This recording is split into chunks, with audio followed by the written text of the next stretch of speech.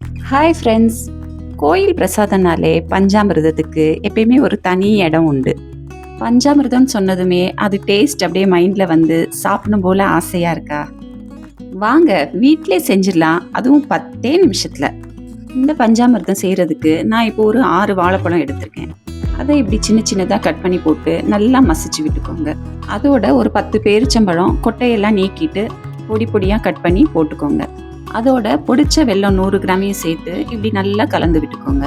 இதோட 3 table spoon கல்கண்டு, காஞ்ச திராட்சை எல்லாத்தையும் சேர்த்து ஒன்றா கலந்து விட்டுக்கோங்க.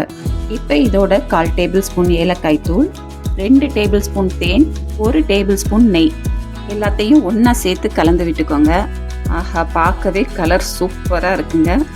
கோயில் பிரசாதம் போல் மனம் வர்றதுக்காக கொஞ்சமாக பச்சை கற்பூரம் இப்படி நல்லா பொடி பண்ணி சேர்த்து விட்டுக்கோங்க. அட, உண்மையாகவே பழனி பஞ்சாமிர்தம் மட்டும் இருக்குதுங்க. நீங்களும் வீட்டில் ட்ரை பண்ணி பாருங்கள். மறக்காமல் டிஷும் சேனலுக்கு சப்ஸ்கிரைப் பண்ணுங்கள். தேங்க்யூ.